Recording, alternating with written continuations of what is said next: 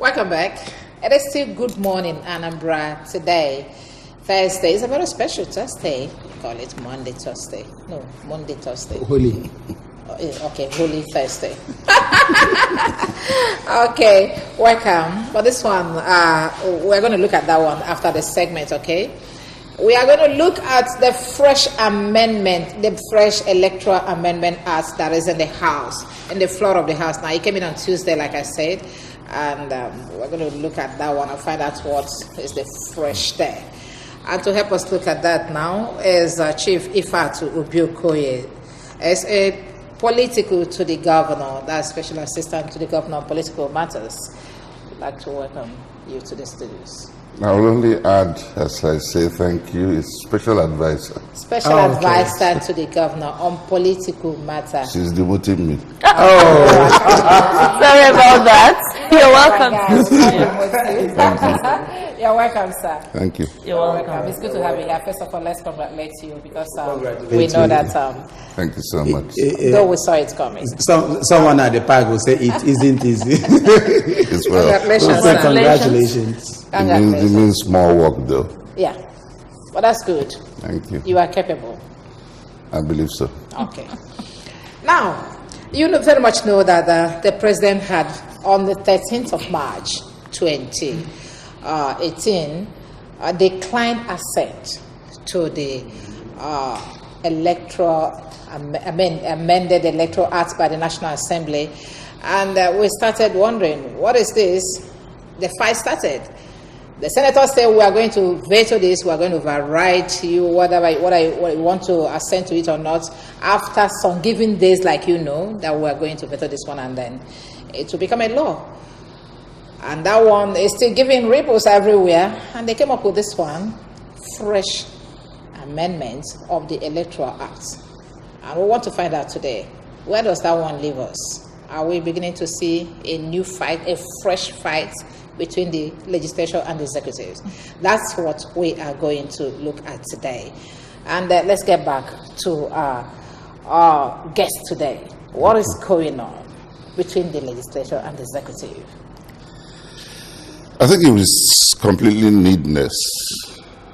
With due respect to the National Assembly, I don't think they've been looking at the law, particularly the decided cases on this matter. This is not the first time we've had this come between the presidency and the National Assembly. And when a matter has really gone to court and has gotten judicial interpretation, as it were, then there's no need for what is really going on today. Long time ago, in 2002, a similar matter came up between the presidency and the National Assembly. And the Electoral Act at that time was amended in order to change the dates of the election. The dates, not the sequence. The dates of the election, the sequence, as it were, because when we talk about the powers of the National Assembly, you really have to go back to what the law provides. The Constitution remains the grand norm, and every other legislation, be it an act of the National Assembly, must be consistent with the provisions of the Constitution. So, where in the Constitution specific powers have been given to any body or agency, then those provisions of the Constitution will override any acts. So, as it were, the Constitution gives the National Assembly, or rather INEC. INEC is created as a result of the provisions of the Constitution. And the powers to supervise, undertake, and conduct election is there in the third schedule, paragraph 15 of the Constitution. While the powers of the National Assembly to make laws, as it were generally, is also there in section 4. Now, something happened some time ago that between the National Assembly and the presidency. And the matter went to court.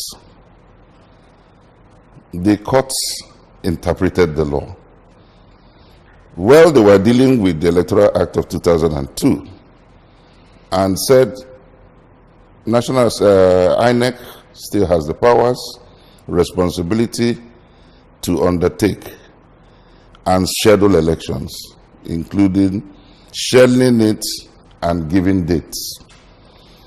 In 2010, National Assembly, oblivious of the provisions of the law, tried to amend the act. They went and amended the Constitution too. They amended Section 116, amended 178, they amended 76 by putting a small clause. They said, now in accordance with the provisions of the Electoral Act. That is in the Constitution. Grand norm. There is no way the Constitution will operate subject to the provisions of the law. It is the law that ought to operate subject to the provisions of the Act. So that amendment they did, thinking that they had taken care of the legal matter that came up at that time. That was it was a Court of Appeal decision. They thought they had taken care of it, but they forgot this basic and foundational principle. They also forgot, perhaps in their hurry, to amend the third schedule, which also gave the INEC the powers to conduct and undertake scheduling of elections and so on.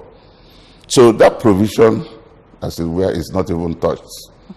You repeatedly use the word forgot.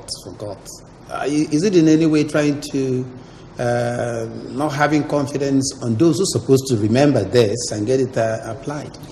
Why I say forgot, or they forgot, the amendment you will see was in reaction to the judgment of the Court of Appeal. Yes. It was obvious. So they went to amend the Constitution, but forgot that they were the third schedule. Haven't not. It's a very serious. It's a very serious matter. Haven't forgotten to amend the third schedule. It is still there. Does that declare what they have done illegal? Yes, that is the angle I'm going. Completely. It's a matter, Supreme Court has decided the matter. There are many cases. There are many cases I can refer to you, even very recent cases, that came after that 2010 amendment. That of the first case, I think it was the case of National Assembly against the President. That one came before the 2010. But after 2010, Supreme Court, the matter went to Supreme Court in two cases. Silva's case, even the very recent case of Kogi. These matters have come up, and Supreme Court has continued to reiterate that the powers of INEC to schedule election dates is unfettered. Okay, now the leadership of the Senate and the House of Representatives, they were of the opinion that they are actually trying to change the sequence of this election in the interests of the nation and not on their personal interest. Do you quite agree with that, going by all that you have analyzed here? That is neither here nor there, because when we look back at the past, 2002, 2007, the sequence was different. They did benefit anybody, either the presidency or the National Assembly. 2015, it was altered with the belief that when President Jonathan is voted for, it will have a bandwagon effect. And what really happen.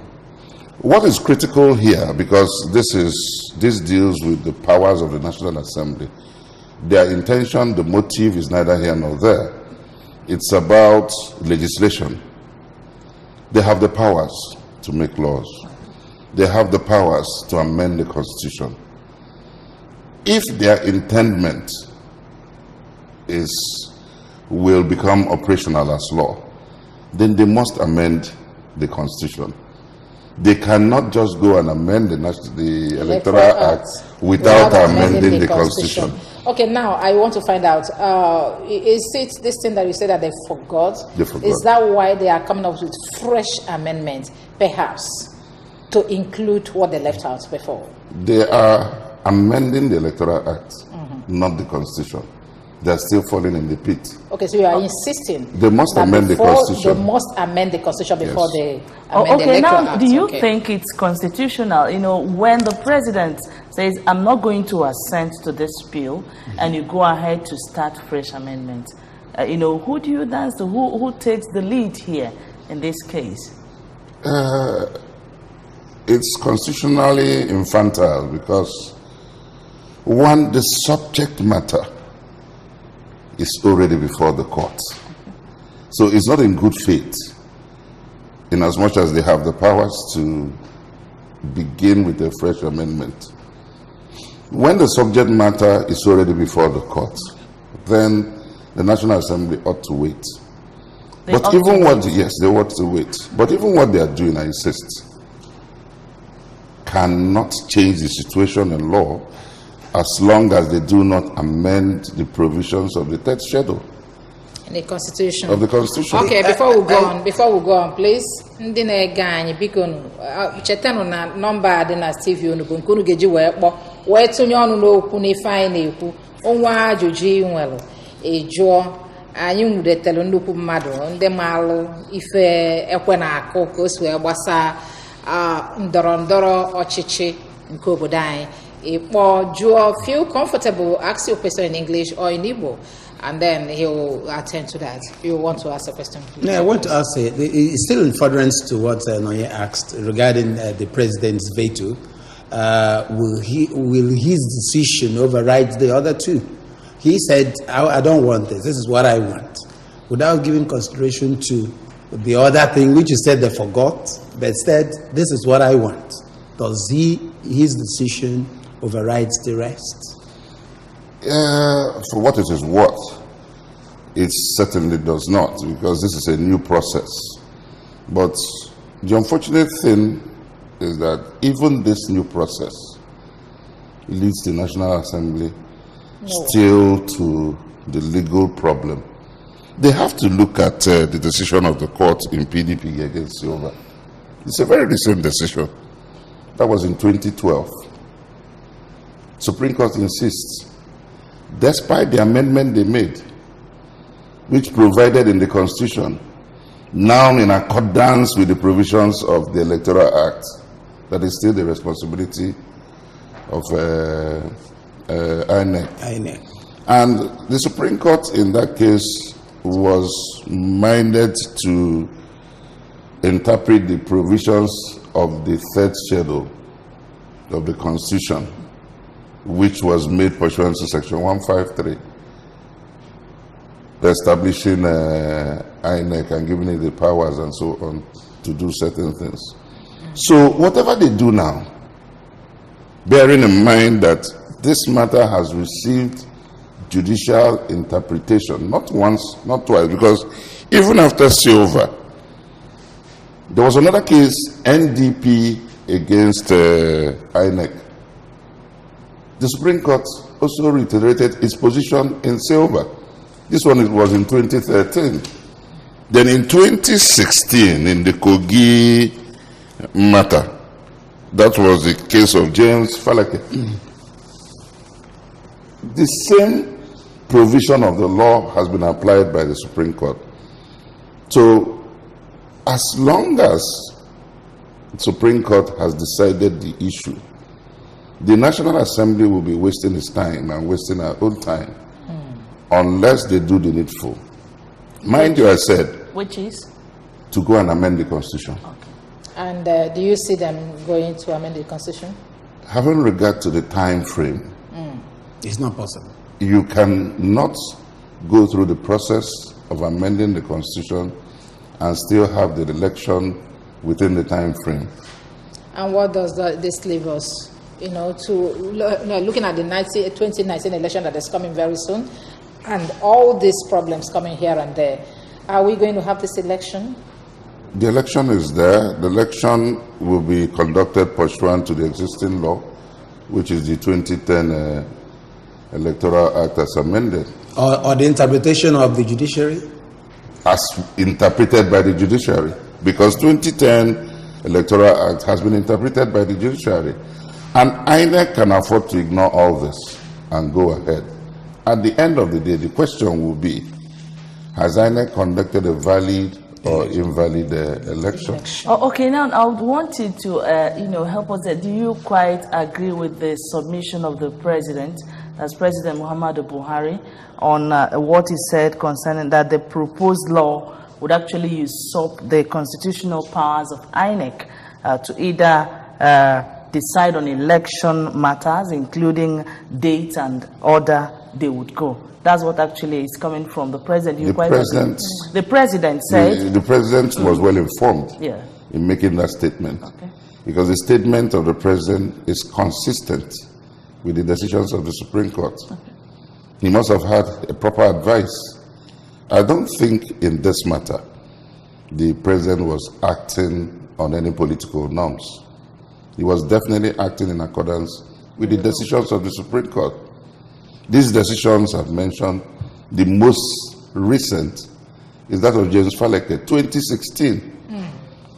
And those in the National Assembly ought to be abreast with this information. That's why I'm surprised. Don't they have this information available to them? Most of them are lawyers. It depends on the legal lawyers in politics. Oh, lawyers in politics. And what actually will happen, to INEC if they go ahead to have their way? They are acting within the law. They're acting within the law. INEC is acting within the law. Within the law. But the senators are threatening that they are going to override the decision of the president. And we saw that happening with them and the executive sharing the number of senators in this. Recently, about 54 members of the Senate are supporting the president. Yes. And then even at the end of the day, and they have upper hands, and they decide to push this through. I'm aware. What is this word of supremacy? Where does it leave us? You see, there's separation of powers, and there must be respect for each arm of government. I'm aware that barely a week ago, there was an order by a court in Abuja restraining the National Assembly from going ahead to exercise those powers. I believe they were trying to circumvent that subsisting court order, and they now started a fresh amendment. That fresh amendment still has to go round. The amendment does not stop in the National Assembly. It has to go back to the presidency for his assent, and he refuses. We come back again for their veto. That is why I say, since the matter is already before the courts, we still have time. We still have up to 60 days, as it were, before we are shut out by statute to really sort out this matter in court. And we can go straight to the Supreme Court for a proper interpretation based on the existing law and the decisions of the Supreme Court. It does not call for this flexing of muscle. Yeah, that's the aspect I'm coming. This is discordant tuned flexing of muscle from the executive and the legislature. Whose interest is being protected here? The masses? The executive? I believe personal interests. Whose personal interest now? The personal interests of the National Assembly. Because when you look at the sequence, it doesn't flow. If you are going from the highest to the lowest, then the sequence would have been President, National Assembly, Governor, and State Assembly. If you are going the reverse manner, then The amendment they are coming up with is National Assembly, their own. First. After that, governorship. After that, State Assembly. Then lastly, President. It's spurious. All right. It has been like that before Obasanjo. It has been like that. Why this? Why are we finding it difficult to go back to what it used to be? Because, like what they said, that they are trying to avoid a bandwagon effect whereby if the president wins, every other person under the president, and that is just saying APC will take over everywhere. That's not a legal argument. Even emotionally, Jonathan's election as president was the first election, notwithstanding, they lost. He lost. Okay, now still on the what Ijma earlier said, talking about division now in the House, you know, one part for the president, the other part against the president. I would actually want to find out the consequences this will actually have on the nation's democracy. Obviously, one of the problems we are having in this republic is the seeming attitude of members of the ruling party, that is APC, at the National Assembly. Because one would not expect some of these things that are happening if they are exercising their majority in terms of party interests. I don't think that most of them in the National Assembly are serving out their party interests in the attitude they are taking. I see a personal interest playing out. And personal interest on which side? On the members of APC at the National Assembly, I suspect that there's a crack somewhere that we have not seen yet. And people want to take care of themselves and at the end deal with the president. Well, that is their issue, because I'm not a member of the SPC and we have not decided on whether or not we will support the president as it were. But I want to see a party that conducts its affairs with some internal discipline. Okay. That will rub off. You are a special advisor, of course, and then you are vast politically. What do you think will be the benefit of the masses? Which way do you think, if we tread? If the sequence goes, yes, then everybody will benefit, especially the masses, not those who have ulterior motive, interest, so to say. Either way, whether the presidential election comes first or comes last, the masses have nothing, absolutely nothing, to benefit with the sequence. The interests of the masses will be guided when they go to vote. They now decide which way they vote. But this argument of this issue of which sequence is clearly a personal interest between National Assembly people and the executives. Okay, I know that April 25 has been fixed for the hearing of the suit. That is true. Okay, on the legality or illegality of the amendment law. Yes. What should we expect? Consistent with the provisions of the Constitution, I'm expecting that as long as this series of judgments and decisions of the Supreme Court have not been set aside, then the lower courts must abide by it, except when it goes back to the Supreme Court and the Supreme Court decides to reverse itself, which is doubtful. Like I said, until an amendment is made to the Constitution, the Supreme Court is unlikely to reverse itself, because the amendment they made lacked legitimacy in law. Okay. There was no way you would have provided in the Constitution that an act arising from powers enabled by the Constitution will now be subject to an act of the National Assembly. We have a call here. I see. Hello. Okay, in absence of call, let's now come back to you. Before now, you were the National Publicity Secretary of APGA, and now you are the Special Advisor to the Governor on political matters. That is true. What do we expect differently? I am still who I am, and you expect the best of advice from me as political advisor. But I must tell you, I'm going to bring a new face to the regime, a new political face to the regime. One thing I always know that a regime can, in terms of infrastructural development, perform so well. But when it does not have a properly guided political face, it will still end up a failure.